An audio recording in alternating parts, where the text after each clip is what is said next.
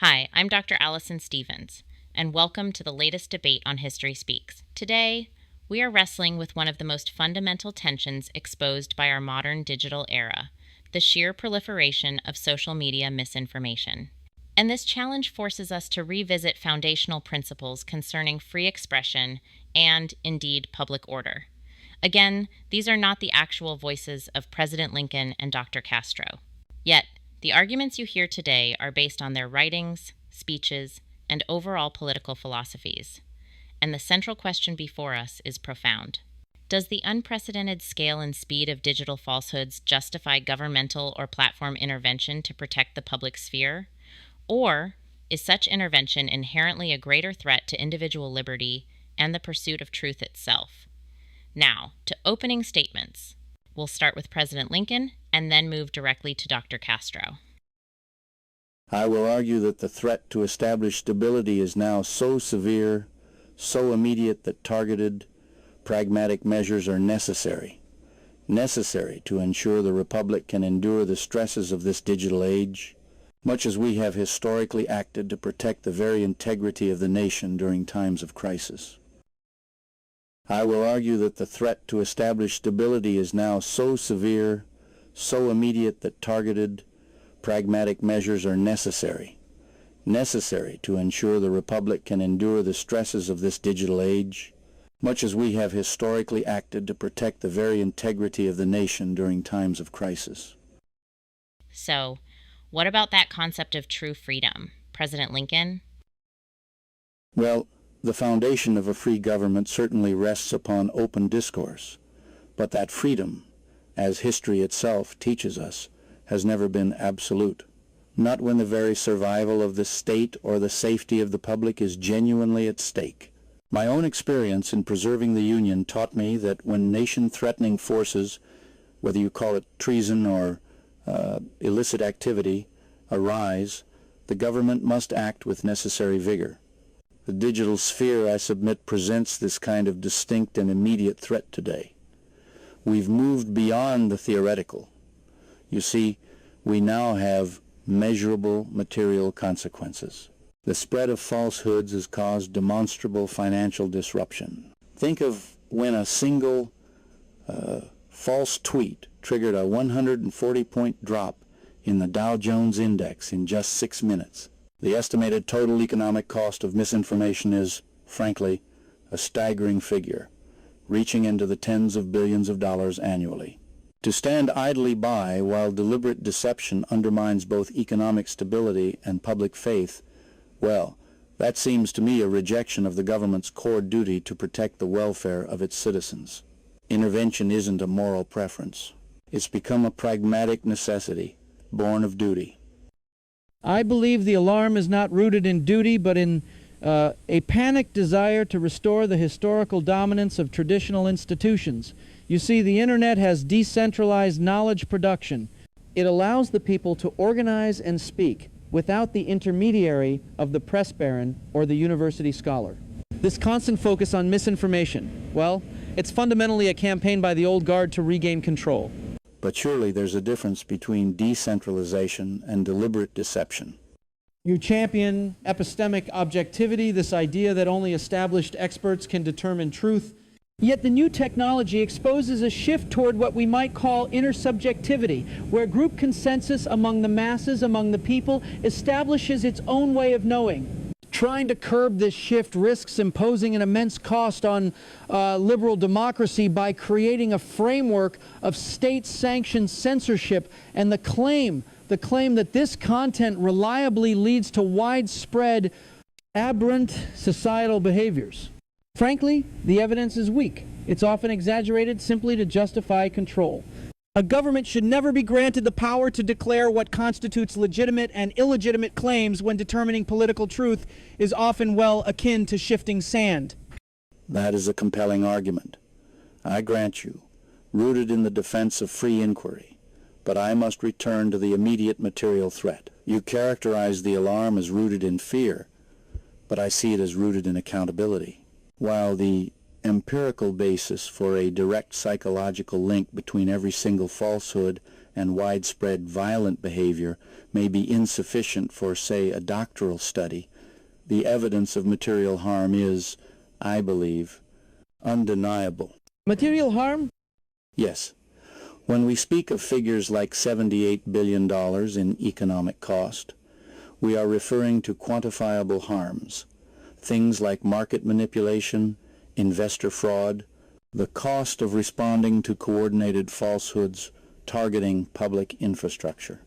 We are not, I assure you, seeking to regulate philosophical disagreement. We are addressing content that facilitates immediate material damage. Now, even if the psychological causal chain, misinformation, leading to false beliefs, which then cause aberrant behavior, even if that chain is complex, is a government that does nothing while economic stability is actively undermined. Is that government upholding its duty to protect the public welfare? But that is precisely the slippery slope we must resist. The evidence, when you review it soberly, suggests that interventions designed to address this very misinformation often have, unintended perverse effects. Things like increased skepticism toward all claims, including legitimate ones, or a reduction in public scrutiny altogether. If the problem itself is not novel, as some analyses suggest, only the quantity is unprecedented. Why should we impose rigid control? Control that may ultimately undermine the very trust in public information you wish to protect, based on what seems an exaggerated causal link between, say, a post and a riot? Because sometimes we must apply the law of necessity. We are discussing situations where fair argument transitions into the active substitution of falsehood and deception, where the clear intent is not to persuade, but, to defraud or incite illegal activity. If a citizen utilizes sophisticated digital tools to counterfeit currency, or perhaps to organize a bank robbery, the state does not hesitate to intervene. The digital medium doesn't absolve the responsibility to protect against fraud and deception. The state must survive, and it cannot survive if it permits these modern, sophisticated means to systematically defraud and incite the citizenry without consequence. This raises the critical issue of responsibility then.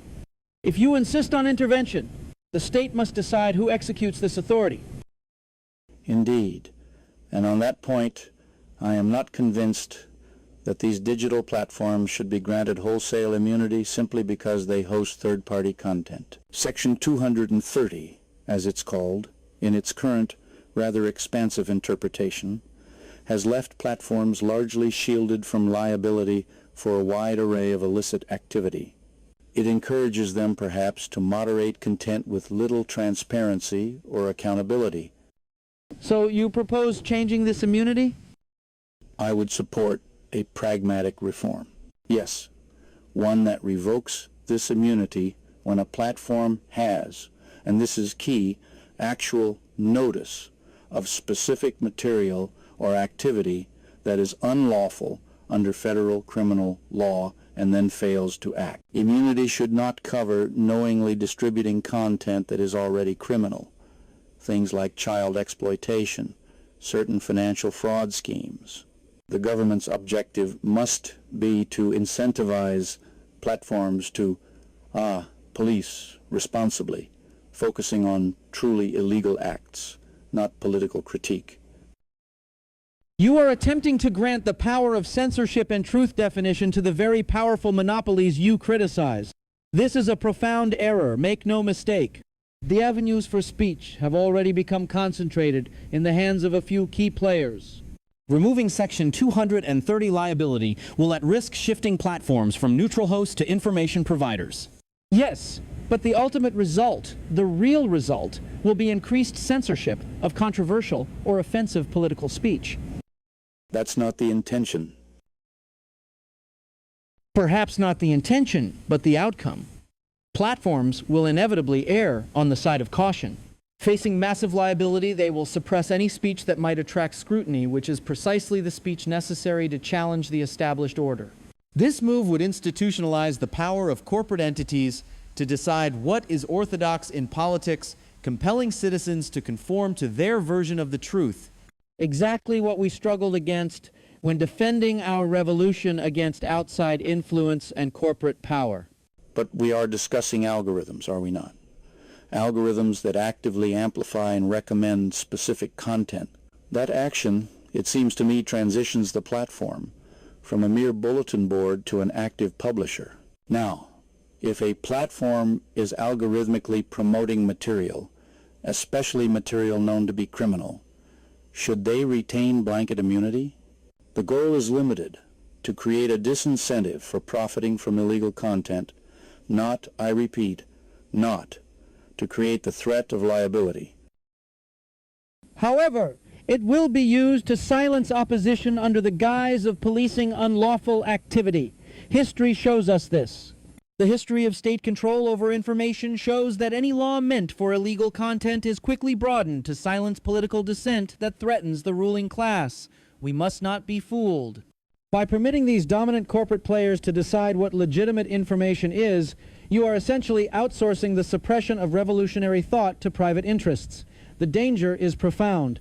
Defining truth becomes the exclusive purview of the wealthy gatekeepers, not the people. You argue strongly for against the stability of ground truths in traditional institutions. But historically established authorities have indeed suppressed most scientific ideas and dissenters.